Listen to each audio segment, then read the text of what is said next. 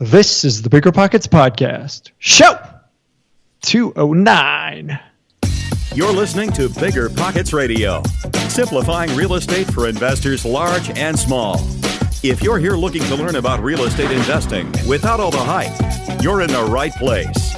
Stay tuned and be sure to join the millions of others who have benefited from BiggerPockets.com, your home for real estate investing online. What's going on, everybody? This is Josh Dorkin, host of the BiggerPockets Podcast, here with my co-host, Mr. Brandon Turner. What's going on, man?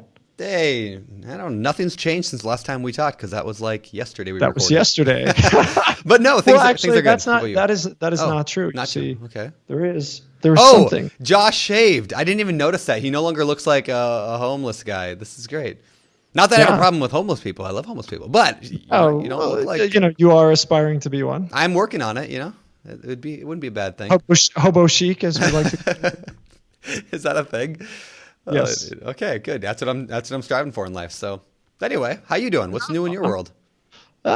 Still dealing with family chaos and all that drama. Unfortunately, we've got somebody who's been pretty sick, and we're dealing with that. It's hard. It's very hard, and I get it. But how tough it could be on families. So, but yeah, look, work is good. BiggerPockets had an epic year, and we're now into week 2 of 2017. So hopefully all of you guys that are listening, hopefully you guys have gotten all your plans done for 17. You've started to execute on it. And if you haven't already done that, I definitely encourage you to sit down with your partner, your spouse, whomever else, yourself, and really plot and plan what you're going to do this year, and start setting goals for yourself. What do I need to know? Like, if you've never done a deal, hey, I need to answer a couple of questions. What market am I going to be in? How am I going to finance my deals? What strategy am I going to undertake? Start figuring those things out. Start putting them to paper. Start planning and organizing them.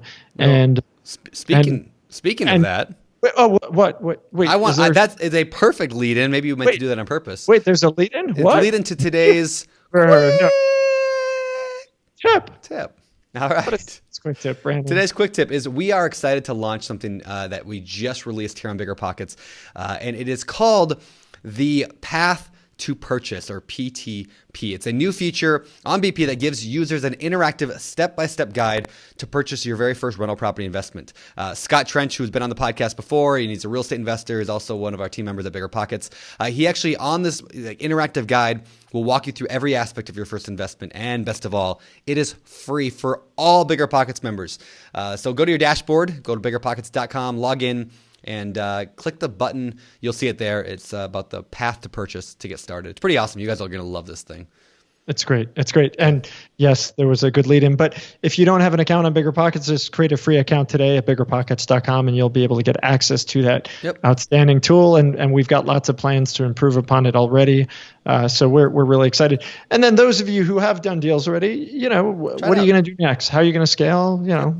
And you should try it out. Why not? Cool. That is today's quick tip.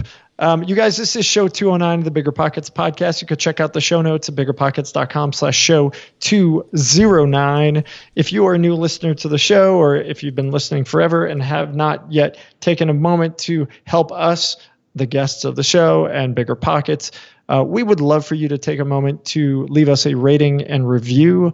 Those ratings and reviews are really helpful. So if you're on iTunes, just click on leave a rating and review.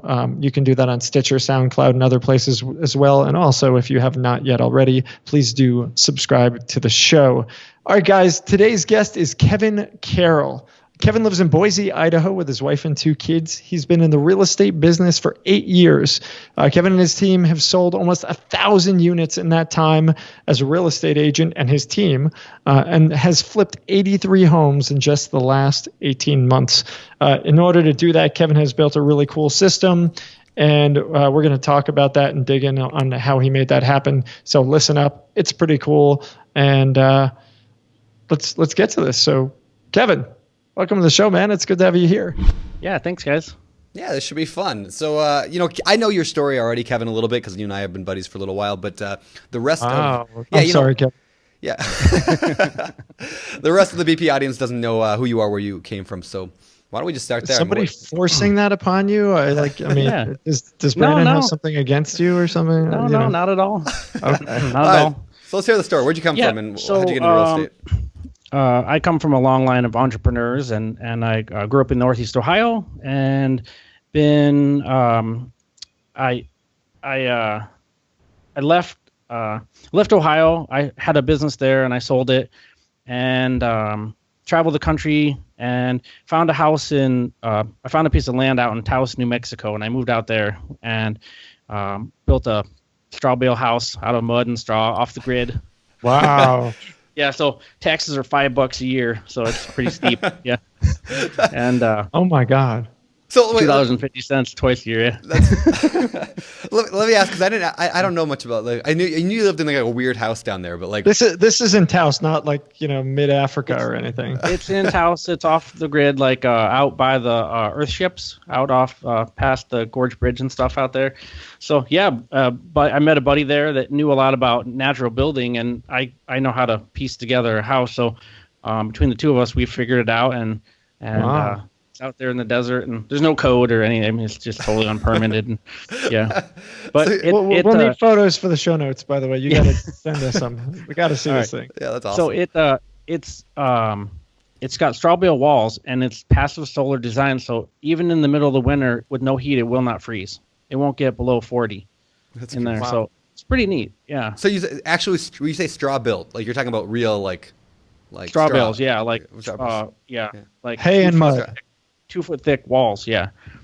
Wow, it's fascinating. Yeah. So okay, I do want to see some pictures. But yeah, I will. I'll send them to you guys. So that was fun, and so from there I went to Bend, Oregon to visit a friend or to learn about straw bale houses, building them to code, and I met my wife. She was at a mutual friend's house of ours, and so then I went back and forth to Boise a few times and came here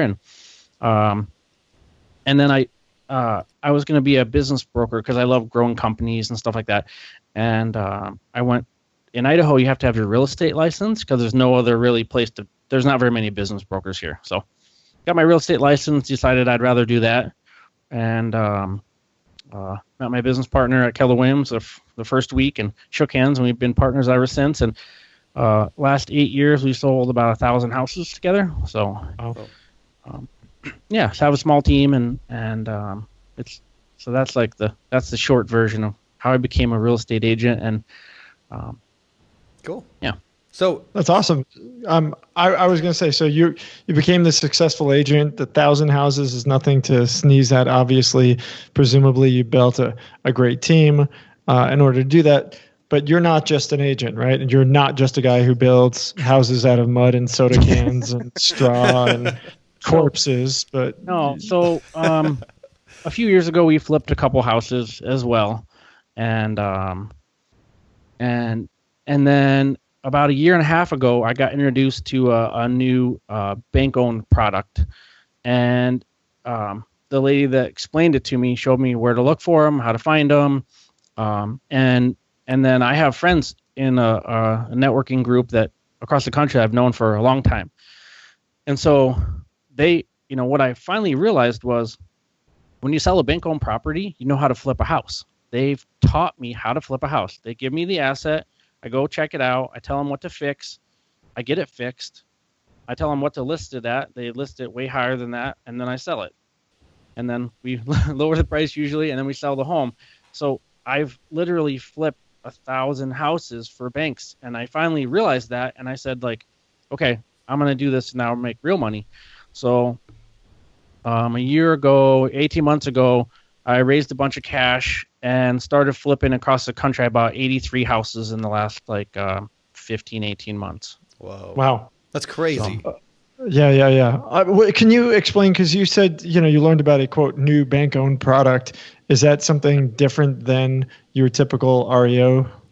Not really. It's, so when I found this one particular product, it led to designing the system, and then now we find them everywhere, right? So just like everybody looks for properties on the MLS and wholesale and off market and on the auction sites and at the trust, everywhere you can buy assets, that's where we're looking now. Okay. So, but it was just the catalyst to get everything started and going. So 83 houses in the last year and a half is kind of crazy. Like I'd never heard of anybody didn't that quickly scaled up to that massive number. So I mean that's kind of what we wanted to drill into today is how do you do that and like how did you even like maybe that's even a bigger question is like what made you instead of just saying you know what I'm going to go out and flip this one house. Like why did you start with I'm going to make a system to flip houses nationwide? That's what we first thought was well, I can do this in Boise, but I can only do 6 a year here. The market's so hot. There's so much competition. I mean, even the guys at the trustee sales that are paying cash are fighting over houses, and they're making $5,000 when they're done if they're lucky. And like that's not a way to make money. So there was just not that many here. And so we said, well, what if we go, up north to Coeur d'Alene? We know someone up there, and like, oh my gosh, I have a friend all in Chicago. What if we go all the way to Chicago? What if we go all the way to the East Coast? Where do we have friends? And we started looking everywhere. And then we said, okay, the asset managers taught me how to flip houses. So I just thought, like, what do they want me to do? And then I just designed a very similar system for all my friends. And I took out a lot of the inconsistencies and the things that handcuff me as an agent from their standpoint. I got to have 3 bids. I got to, like I can only do a certain amount of work.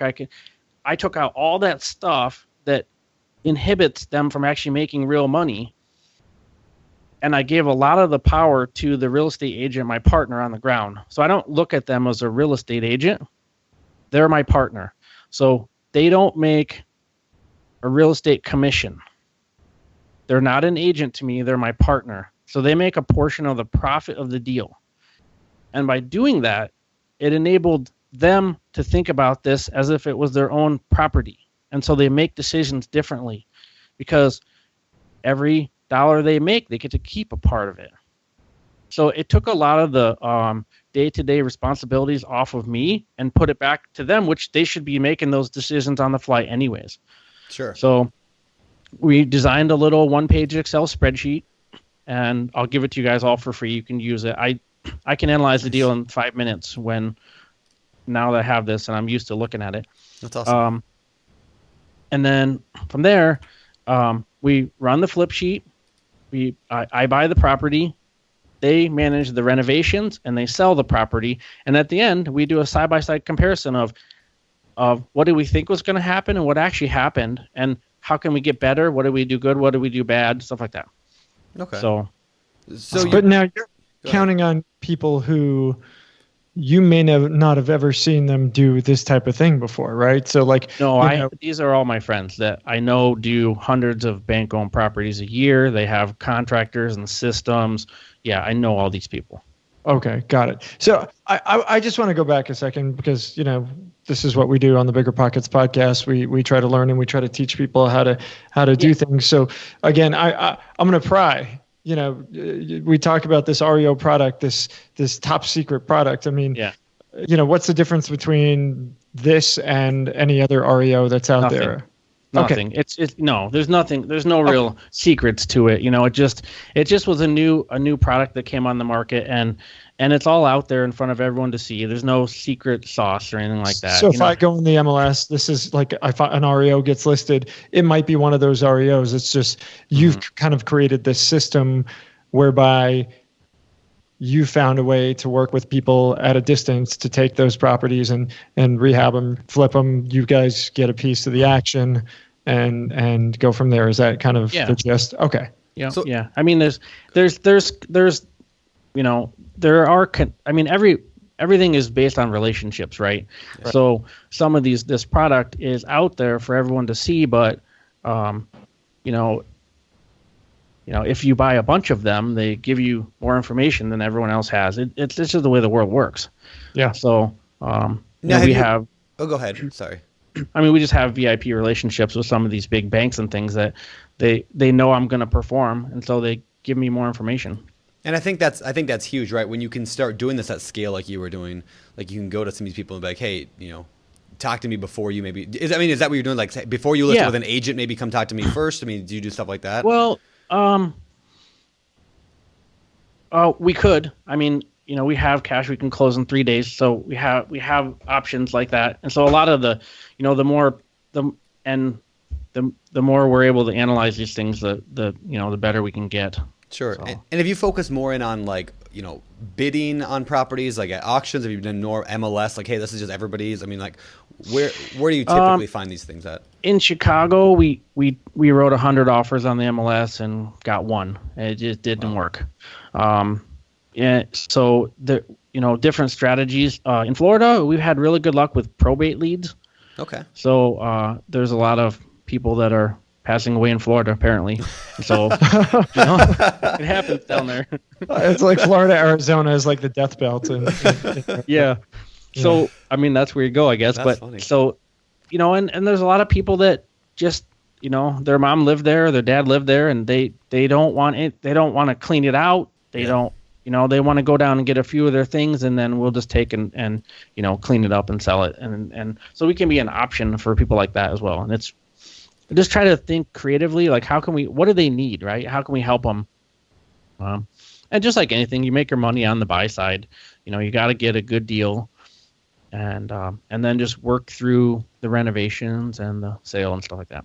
Hey, Kevin, we haven't done a probate show in a long time, or a show where we've even kind of dug in on probate. So I'd love to, if you don't mind, because you brought it up, get a couple questions in and find out, like, for example, what is probate? Sure. Why would somebody in probate want to sell to somebody like you?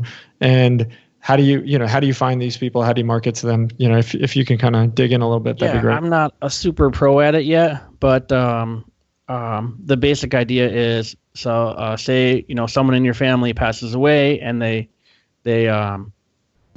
when somebody has to get rid of all their assets and distribute them to the heirs and things like that, a lot of times it goes through something called probate, and there will be a certain person in charge of all their assets. So all that stuff is public record. So you can go and you can find it in the newspaper, and then you can go down to the courthouse and actually find more detailed information on who the heirs are and who's in charge of that. And then you can send them a letter. There's lots of probate letters. There's also lead sources out there, yellowlettersdirect.com, places like that you can tie into your lead sources and then just send them automated like mail.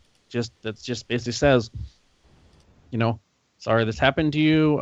If you need to sell your home, we have cash we can close in a week. We can help you with anything you need, stuff like that. So, and then you just set that stuff up on automatic drip, and people, eventually people need help, and they get to a certain point, and they're like, bills are coming in, and they need to sell stuff. So to get that stuff gone, and a lot of times they may or may not have other assets that can help pay for fixing things up. They may not, and they're just like, this is the only thing we have of value, and we don't have any money to do anything to it. It's like, okay, well, here's a cash offer, then you can just go about your day.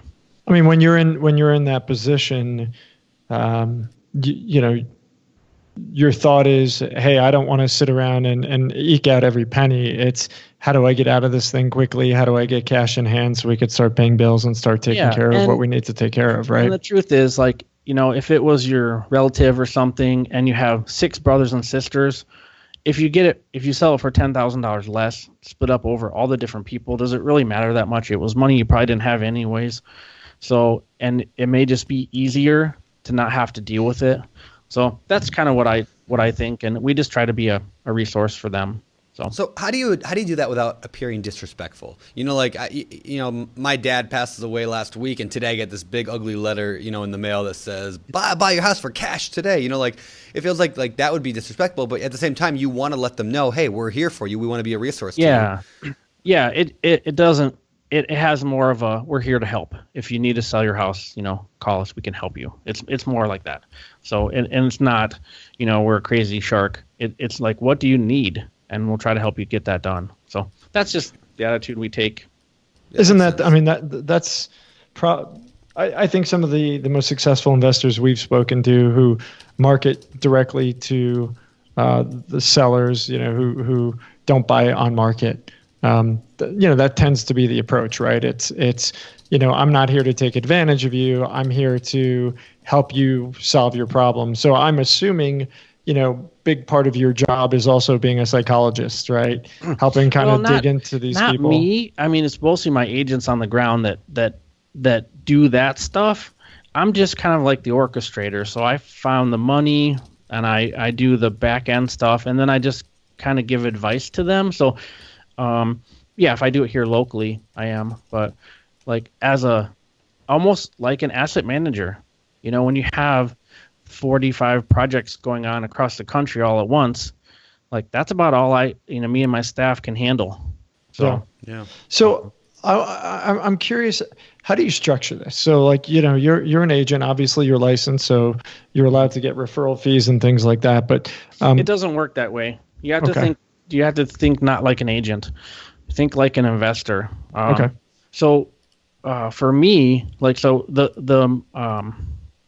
say we do a house and we make, $50,000 profit when the thing's done. The money, so the person that brought the money makes 35% of the profit. Okay. I make 25% for managing it, orchestrating it, and then the real estate agent gets the rest. So they get the majority share of it. Got it. And they make 45%. Okay. 40, yeah. Is my math wrong? He makes 25%. They get 35%. Yeah. They get 40. Right. Yeah. So the real estate agent gets 40%. So they get the majority of the profit. It ends up being, at least if you're thinking like an agent, ends up being, if you do it right, at least 2 times the regular commission. And You have full control. And I'm not a pain. And I'm not going to say I don't want to fix something like a normal seller. We're here to make money. And so if you need to spend $10,000 to make 15 or 20, let's look at it and make a decision and move on it. So can you walk me through the process? Like you go, I don't need all the details, but you go and you find a property, right? Yeah. In Boise, Idaho. The agent finds a property. Yeah. So they go, they analyze it. If they're new to me and I don't have too many deals with them, I'm going to want them to get an actual full repair bid. Okay. Every once in a blue moon, I actually might do a home inspection, a pre-home inspection, but most of the time not. I just put a fudge factor in for that stuff. We're going to fill out the flip sheet, and then I'm going to need to see some after repair value comps. So what's the thing going to sell for when it's done? So there's 2 things that can screw up this deal. Your repairs go over, and your sale price comes down. So if you thought you'd sell for $260 and you sell it for $240, and you thought it was going to cost $40 in repairs and it cost $60,000, that $40,000 profit you just thought you had turned to zero. Yeah. Right. So that's the biggest thing. And then the next component is speed.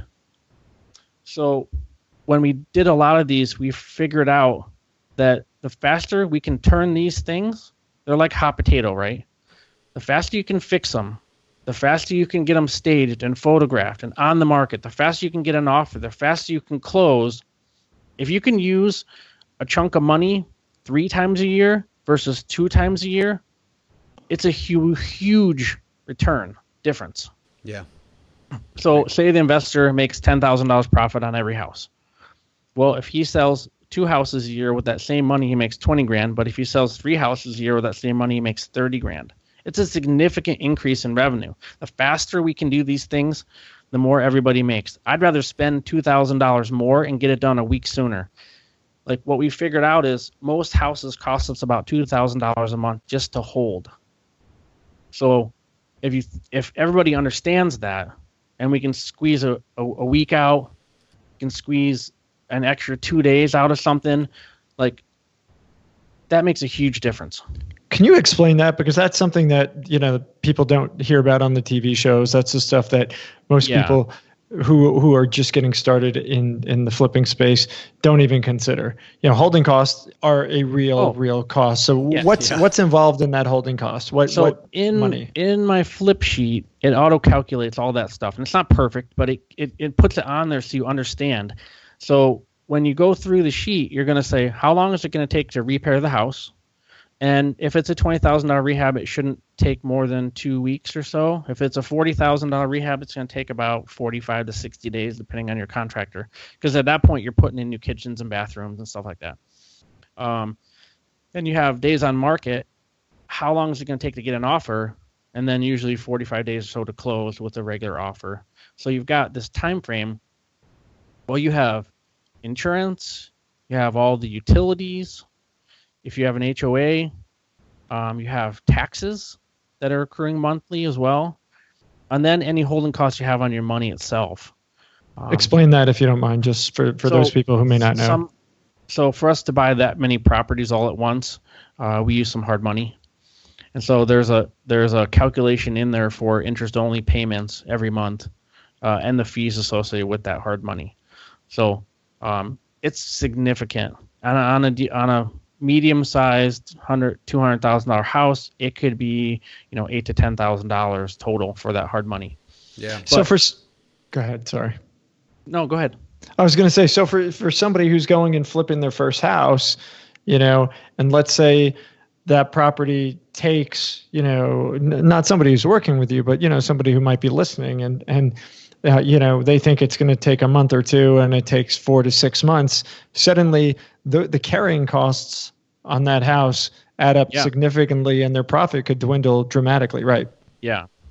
Yep. And so you have to have and any hard money lender is going to want to see you have at least 6 months of cash reserves to make those monthly payments. So you want to save up enough money that, even in the flip sheet, we have a 15% over budget for repairs. That always goes over that number. I mean, always. It just you start tearing into something and you realize, oh man, this kitchen is shot, and I didn't think it was, and now it's going to be, $5,000 more to rebuild it, or the water heater didn't work and it's a special one that's like $1,500 or stupid things like it just happens. Every project I've ever done is like that. Like there's always like little things that I always do at least a 10%, if not 15% overage budget, because things always go over.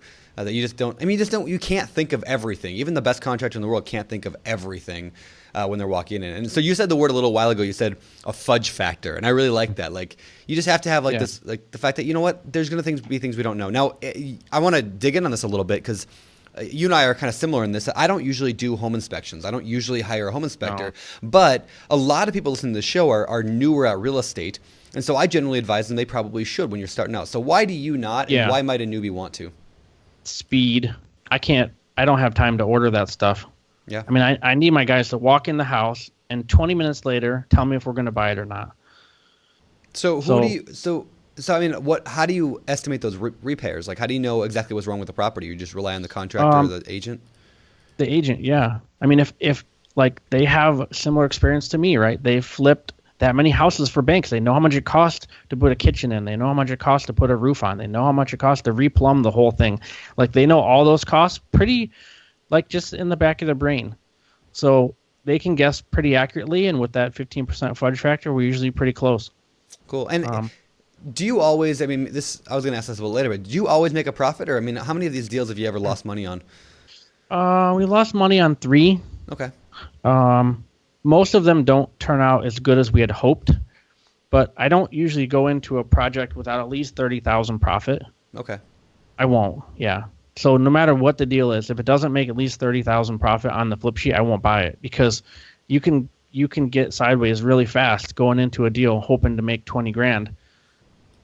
Yeah. So that's very true. I know there's been times where I've tried to flip houses that were, $10,000 profit. And then, that's dangerous. Yeah, that's one heating, one heat pump, and you're now, it's done. So why do you think most don't turn out as good as you hoped? I mean, why do you think you're more optimistic when you go into a deal than when you actually come out of it? The reasons I explained before, the repairs go over and the ARV, the after repair value, comes down. So you list it at 240 and it doesn't sell. Like, what do? You have to lower the price. You fix the whole house. It's beautiful. It's staged. So you have to lower it. And so we will lower it until we sell it.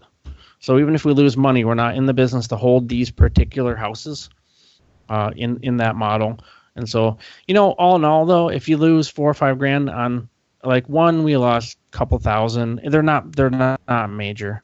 I have one selling the probably the worst one we did. It's selling tomorrow, and we've held it for 10 months, which is wow. Yeah. So, we fixed it, and we didn't. The guys in Chicago did it, and they do an amazing job, and they just missed on this one. So we fixed it, and it was in a really nice area, and the finish quality wasn't as good as it should have been. And then it got 50 showings and no offers.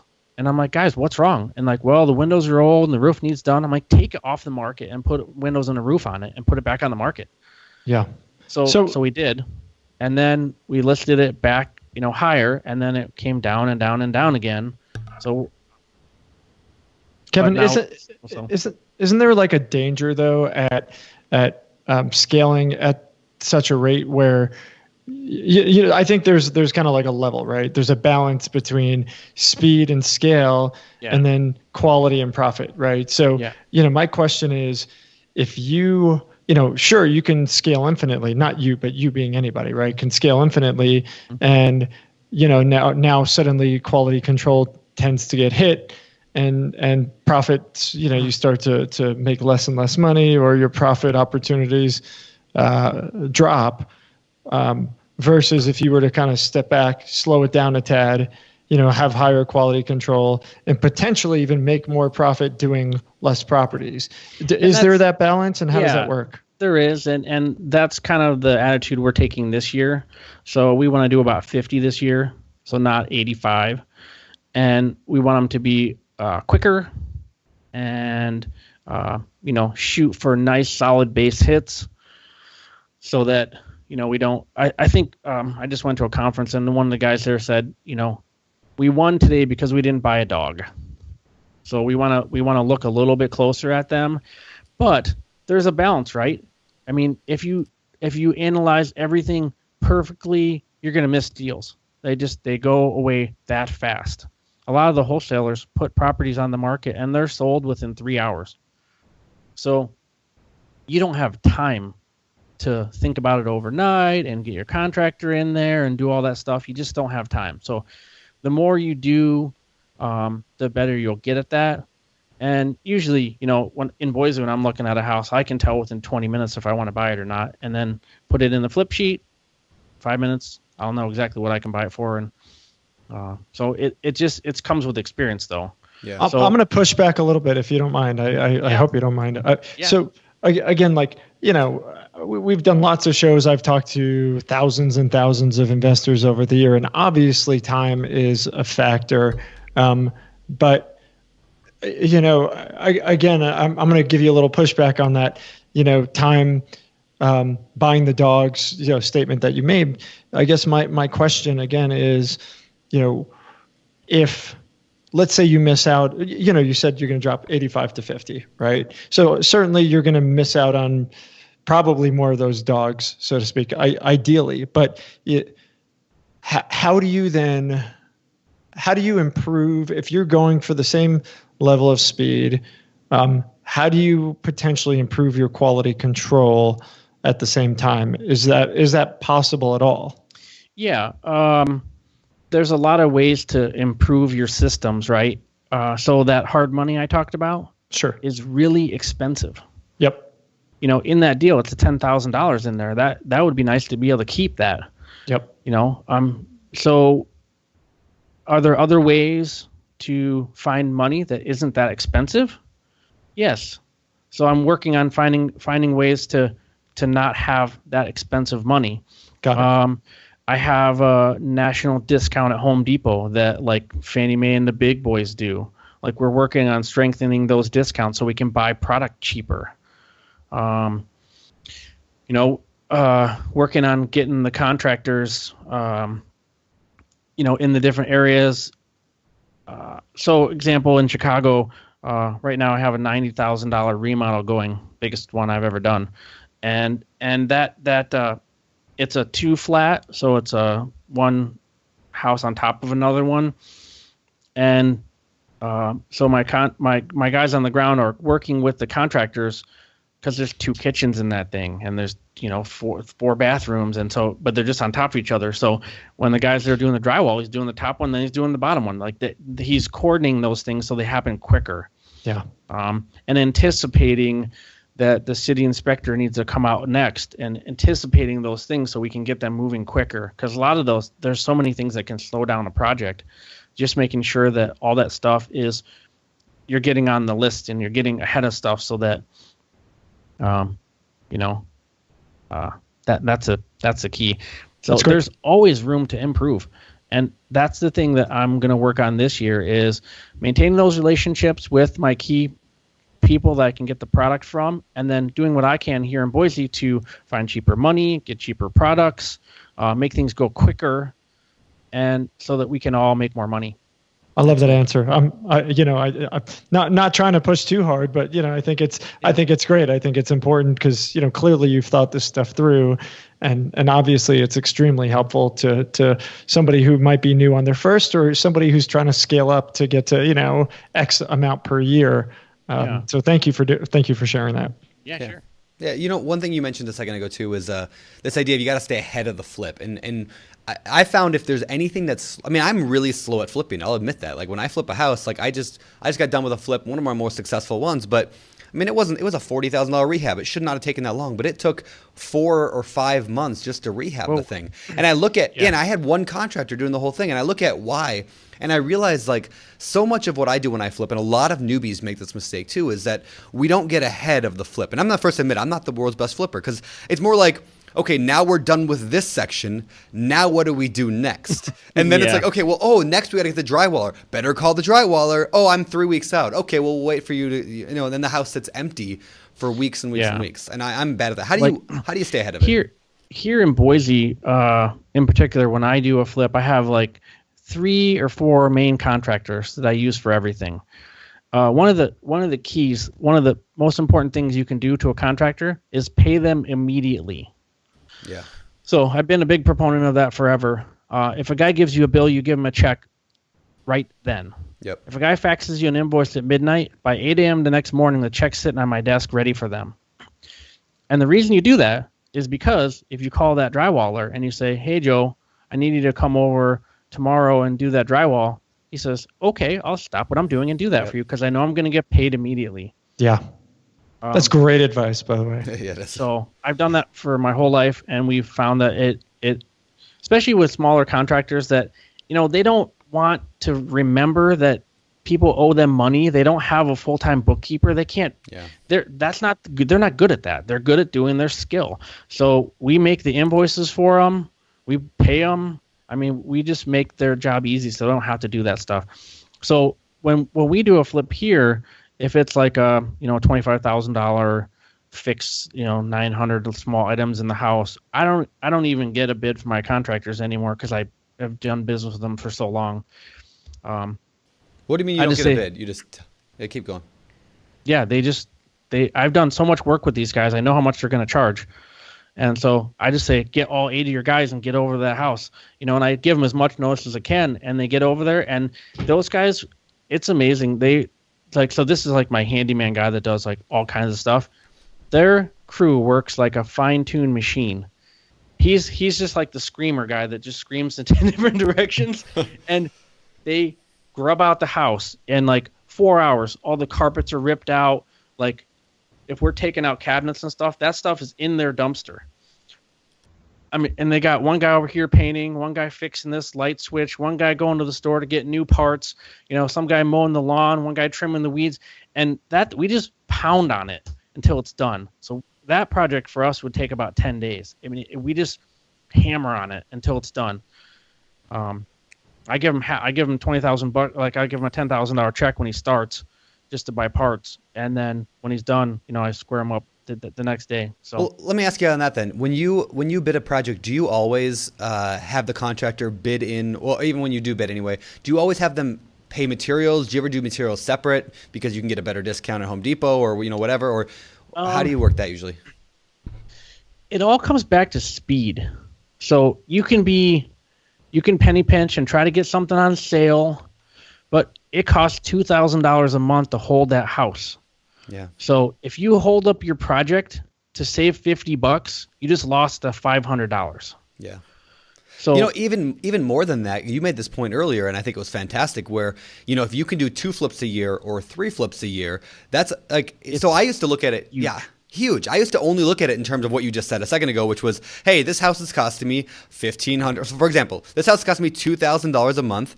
So, but I can save $2,000 by doing drywaller A versus drywaller B. So, but the cheaper guy's a month and a half out. Well, I'll wait for that month and a half because it's going to save me in the long. No, it doesn't, because I'm doing less projects overall. I think that's super important. Of that, it's more than just holding costs too. It's holding costs and opportunity cost.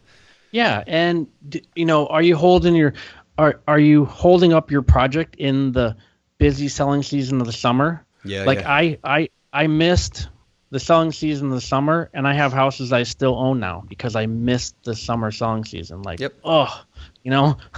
So I mean, and we're going at such a speed that we learn really fast. Yeah. And I think that's key, right? Like you're always, I mean, even a guy who flips 83 houses, you're still learning on every project. You're still you're trying to figure out how to make it better, make it more optimized. Yeah, I love that. Yeah. Hey, Kevin, so again, and I know I asked this before, but like I'm still trying to see it. Like you, in your market, I get you having the screamer and dealing with all that stuff, right? And I know you said the only way to work with partners at a distance is to find guys who have done a lot of deals, right? Mm-hmm. But have you had a situation where you've had to stop working with one of those partners because they just weren't fast enough or to the quality that you wanted? Or yeah, I mean, you give somebody one and see how they do, and and if they do really good and they communicate really well and their contractors are on it and organized, and people are at different skill levels as well, and people learn at different rates. So, a good agent and a team is doing other things as well. But this now becomes twice as much profit as their other stuff. So if they have some resources, they can push them this way, and they realize that they make more money doing it this way. And it's funner. I love working with my friends and making everybody money. One quick point to add on there is this is something I learned from you, and I kind of got it from you, is the fact that you said you work with real estate agents a lot who do your flips. And one of the reasons why is because those agents know a lot of people. They know the contractors that are good. They know the ones that suck.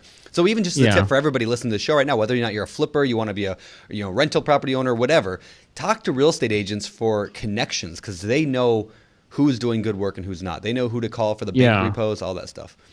Yeah, I've been relying on my agent a lot more since you told me that a couple months back. I can't. Yeah, like a real estate agent is really the only partner I can work with, because a contractor, is really important, but they don't know what the house is going to sell for. Yeah, and it's way too complicated. Like the only person that really works, I made one exception, and he's a good friend of mine, and he did an amazing job. But other than that, like it's really. The agent is the key component, because they can see all the pieces. Like the contractor can see what it takes to fix it, but they don't know what it's going to sell for or what we can buy it for. Like that agent is the one that will know that. And I never underestimate the value of a real estate agent. Some people think agents are not useful, but these guys keep me out of trouble every day. They keep me out of the bad neighborhoods. They keep me out of areas that have too much inventory. These guys have my back, and I appreciate them for it. Yeah. Nice. So what's the main reason, Kevin, that people would want to even work with you? I mean, if you're taking 25% of the profits, they're getting, the money guy's getting a bunch of money, they're getting 40% at the end of the day. Why not just go do it themselves? They don't need you, right? Or why do they need you? Go ahead. If you have $10 million, go ahead. So you think it's the financing is the main reason? It's usually the financing. Okay. Most people don't have the money, it's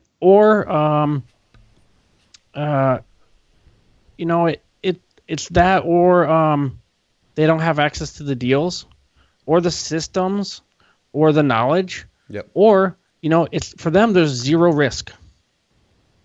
I'm taking all the risk. Yeah. That's true. And if they have access to more deals, usually, they cap out it. They don't have, like, even me, I don't have enough money to do 100 deals at once. So I'm disappointed by that. Hey, someday I'll get there. But the thing is that, there's no risk and there's a lot of reward for them, and they can do this at more scale. So, we have 10 houses with a couple of different people right now, and they're doing them in mass. And so they can leverage those to their team. They can just add it into their pile, which is, it really gives a lot more revenue. And then they get access to more deals as well through some of the systems I have and things like that. So that's essentially why you would be a good partner, is because you've got the systems, you've got access to the financing, and you can help them improve upon everything that they're doing. Yeah. Okay. And I like that, because that applies again also to people listening to this show right now. Like, why would somebody want to, why should you partner with somebody if you're just getting started? Like, I recommend partnerships all the time. For sure. Yeah. Find somebody who knows what they're doing, who has a system, who knows the money people. Who cares if you get 40%? Like, yeah, don't go into your first deal and lose $30,000 and never be able to play again just because you wanted to keep all the profit. Yeah. Like, get your feet wet, go do 20 deals, and then maybe do one by yourself. Yeah. Yeah. That's great. So, you've done a whole lot of deals yourself through other people. What's been your favorite deal so far, and why? The easy ones are my favorite, right? So we bought one in Boise, and we made $60,000 profit in 3 weeks. And all we had to do to the house was put some new appliances and clean the carpets. Wow. I mean, like, that was an easy one. Yeah, too bad they can't all be like that. I know. So the easy ones are good. What about go ahead.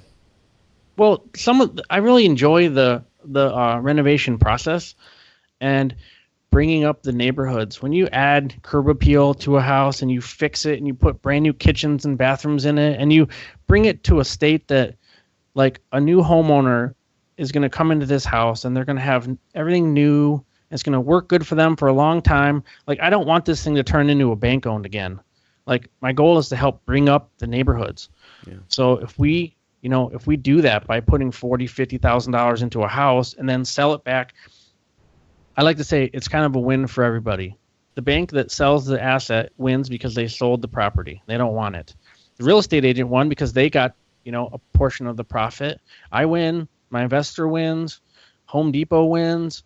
The new buyer wins because they are getting a beautiful new home. And the bank wins again because they're getting a mortgage again. Like, there is no lose in this situation.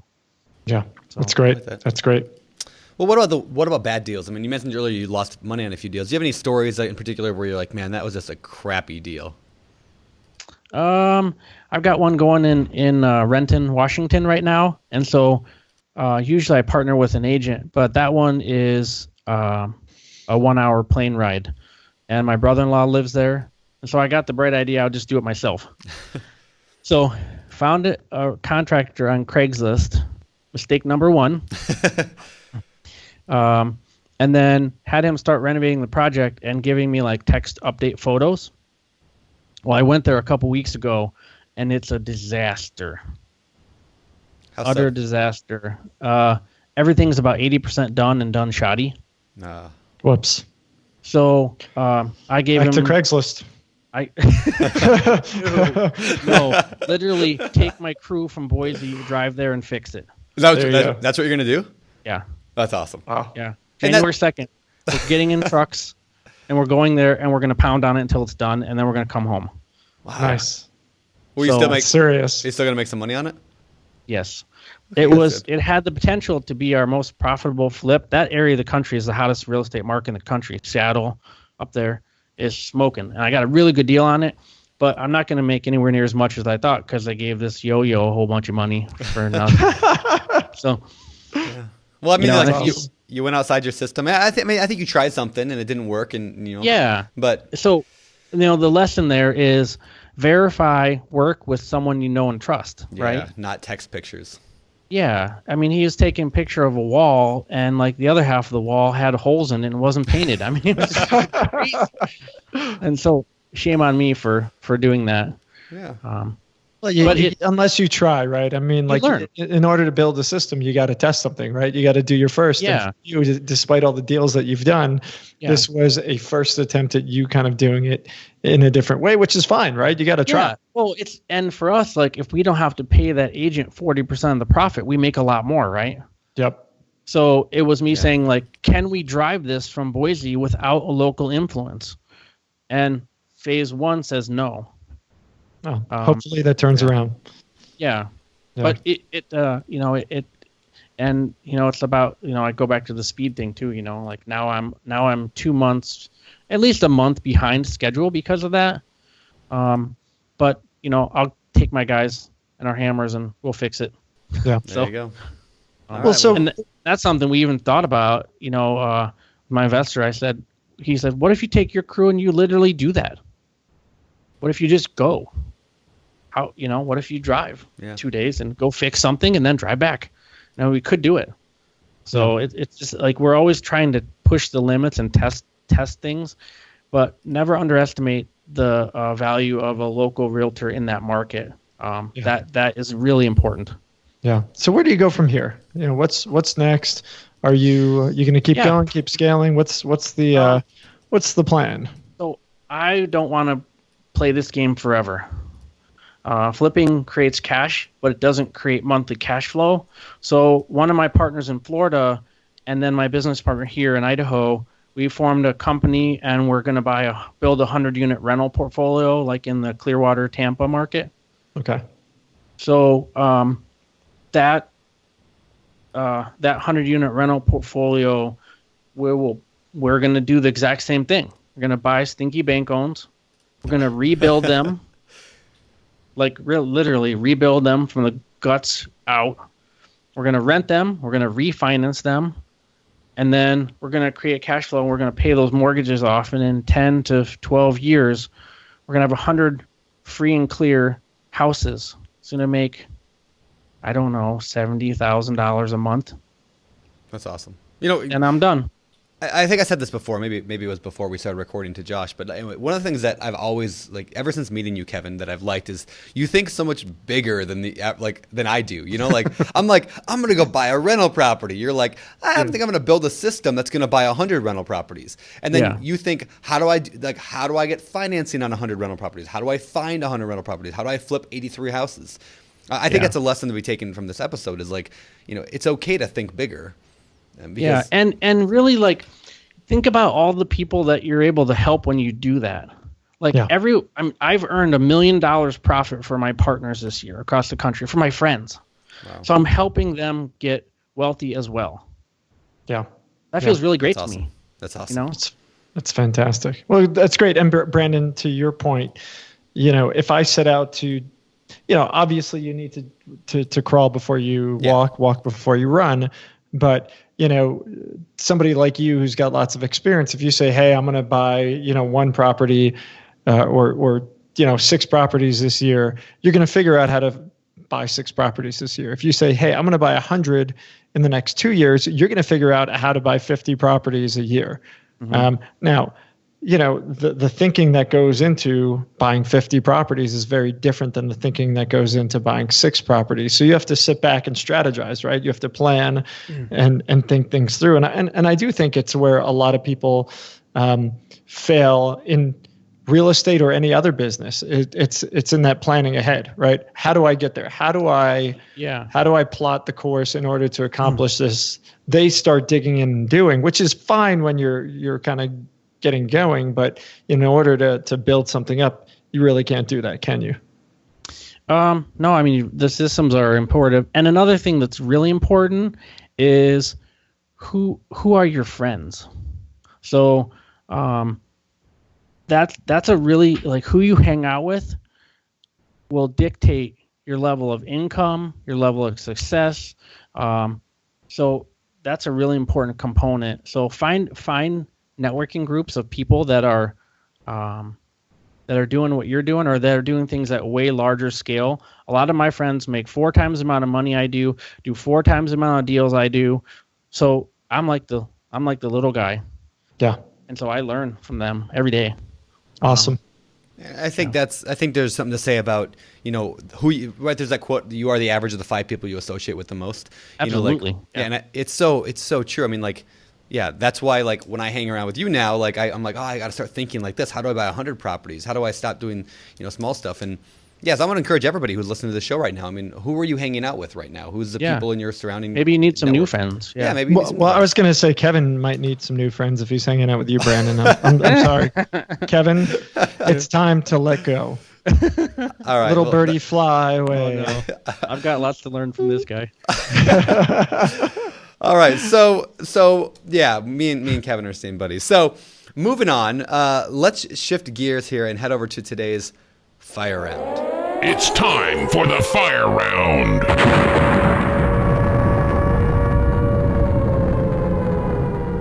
All right, let's do this thing. Question number 1. I like this. This is a good kind of That's cool a great question. I'm in contract. It's kind of a long story, so listen here. I'm in contract for a 2-story house in Chicago. As part of the scope of work, I'm trying to decide whether to replace the vinyl siding on the property. The siding is in good shape, and the property needs a good power washing and touch-up. And the color of the siding is typically a white color. However, 2 comps around the house have new siding and have trendier colors. So not replacing the siding will save me $3,000. I have the budget there for replacing it. What would you do? $3,000 for vinyl siding seems like a deal to me. I would look at. Yeah, that seems cheap to me. So if curb appeal is great, right? You need to get people to the house. If you have the budget to do it and you can justify that you're going to get at least $3,000 more for the house and it's not going to take very long, I would do it. Or sell it faster for the whole speed reason. Yeah. Yep. Cool. Yep. That's great. Yeah, See, sure. so it's not all about the money. It's not all about penny pinching. It's about getting that thing sold more quickly. Mm-hmm. Turnover. Cool. All right. Easy question. Where should someone find contractors? Call your local real estate agent that does a lot of deals and interview a couple and then go look at some of the work they just did or call one of the recent, the more due diligence you can really do, the better. But if you have an agent that you work with and they or if you're an agent, go in your office and find the REO agents, the bank-owned agents that do a lot of volume, or the regular retail agents that do that you notice that have like flipped houses. Get referrals from people. That's how I would do it for sure. Don't go on Craigslist. Yeah. Okay. Number 3. Oh, I lost $5,000 last year by a Craigslist contractor as well. I try to avoid that now. All right. At what point would you advise somebody who is a real estate agent to actually start investing? Because a lot of agents are afraid to invest. They don't invest. Now. Yeah. Let me shift it a little bit. How do you convince somebody who's an agent to invest? I can't do it. I don't have any. I don't have any money. I don't know what to do. I mean, that's what they say. Yeah. So, read books on investing in real estate. Everyone you can find. Listen to a podcast, like maybe some BiggerPockets Podcast. Surround yourself with people that are doing it. Find a mentor. Get some coaching. Like, step up and step in and start doing it. Your ability to execute is going to be your biggest way to be able to be successful. Read, and then jump in. Love it. All right, last question was a question on insurance coverage on vacant houses during construction. The question is, how do I know? How do I find it? Do I need to get coverage on a vacant property during construction? Absolutely, for lots of reasons. So you want to make sure the insurance has general liability protection for you. So if somebody falls and slips and breaks their ankle there, that you or your company is protected. Also, the house itself. Foremost is an insurance company that insures vacant houses. Also, Berkshire Hathaway has a policy. So you want to contact your insurance agent, and if they say they have no idea, call someone else. But Foremost and Berkshire are both two companies that will insure vacant homes. And don't lie and say it's occupied or anything. Like, tell them what you're doing with it and get the right policy. It's about 4 times more expensive than a regular policy, but you gotta have it. Hey, what did you say? You said don't lie? Yeah. Yeah, Don't I lie. think it's called insurance fraud when you do. So yeah, don't do that, guys. Yeah, to avoid that. All right. Last segment of the show. Let's head over there now. It is our famous four. All right, these are the same 4 questions we ask every guest every week. 5. It's only 4, Josh Dorkin, and then there's a bonus. Number 1, what is your favorite real estate book other than your own? I know you wrote one, but other than your own, what's your favorite real estate book? I would have to say Robert Kiyosaki's book of real estate, or The Millionaire Real Estate Agent, or The Millionaire Real Estate Investor. So those 3 are kind of my favorite. I know I only said 1, but I have 3. Cheater. All right. There you go. Go. What about favorite business book? By far, E-Myth by Michael Gerber. Cool. And then if I had a second, Tony Robbins' new book, Money Master the Game. That thing's huge, but it's amazing. Cool. Excellent. What about hobbies? What are you doing for fun in between flipping 83 houses a year? I have a wife and 2 young kids, and so we go fishing and camping and boating. Idaho is full of mountains and rivers and streams, so I try to get out in the wilderness as much as I can. Excellent. Cool. All right, my last question. What do you believe sets apart successful real estate investors from all those who give up, fail, or never get started? A burning desire to succeed, and then your ability to execute. Make a plan, make a good plan, not a perfect plan, make a good plan, and then execute that plan and course correct during the middle of it. I love it. Awesome. Wait, are you saying that course correction kind of means that you need to fix something? So you're saying our plans are not all going to be perfect up front? Yeah. So make a good plan, make an okay plan, make any kind of plan, and start doing it. Yep. Yeah. I mean, people get stuck in analysis, and they just won't do it. They get afraid, you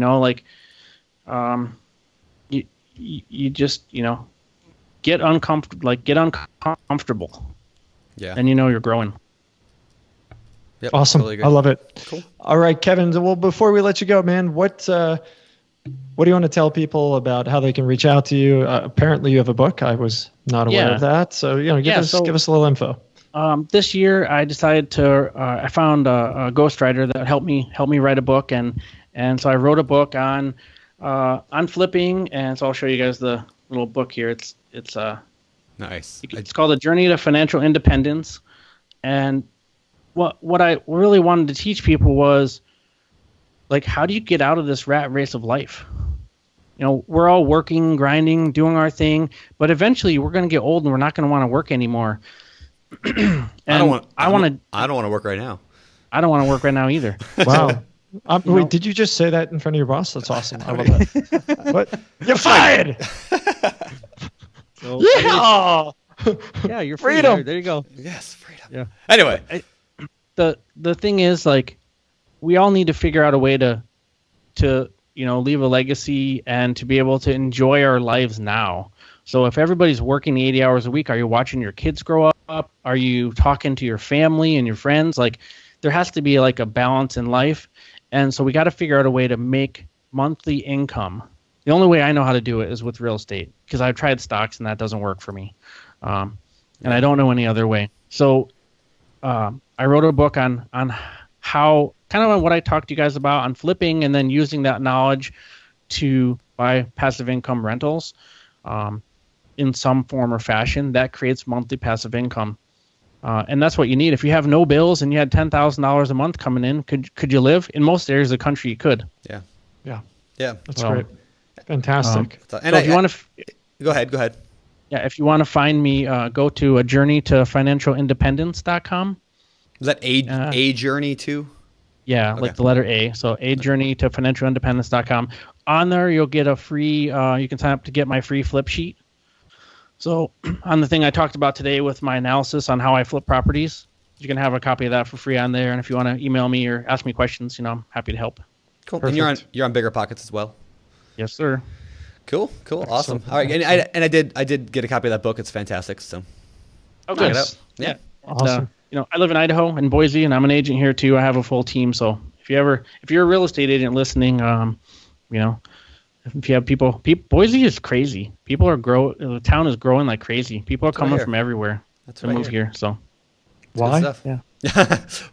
Oh, sorry. I mean, it's, I don't want to be hated by another part of the world. Never mind. It's Yeah, okay. no, I think it's still really affordable compared to other areas. They're all and leaving has a great Denver and quality of going life. to Idaho, apparently. Well, California too. There you go. We have Hey, why water. not? Yeah, you have water. Yeah, That's a good thing. that would be nice. Yeah, for sure. All All right, right, good deal. Kevin. Well, thanks so much for coming on the show, man. Really do appreciate it, and lots All of right. luck going forward. Thank you, guys. All right, Take thank you. care. See you around. All right, guys, that was Kevin Carroll. Big thanks to Kevin for coming on the show. Yeah, man, this guy's really pushing the limits, huh? He is. And like I said in the interview, I love the fact that he just thinks bigger. You know, when I met him, we're both part of that Go Abundance group we've talked about on the show before. And, you know, he kind of like, I don't know, made me think a lot differently about how I approach my business, especially when he told me, yeah, I'm buying 100 houses in Florida. And you're what? You're like, What? yeah, it's just like, I'm just going to go do that. Oh, okay. Well, you know, maybe I'll go buy 100 houses somewhere. You know, like it's just a different way of thinking. And I like that a lot. Yeah, I think it's great. And we talked about that, right? If you set your mind to it, in order to scale things, you have to think differently about how you do things. And so I love that. And again, I impress upon everybody who's listening to think about that. So yeah, man, great show. It's good to be back here. Well, we're not back yet, but 2017 hopefully is off to a bang for everybody, and things are going well. And you know, thank you so much for listening to the show. Again, this is show 209 of the BiggerPockets podcast. You can check out the show notes at biggerpockets.com/show 209.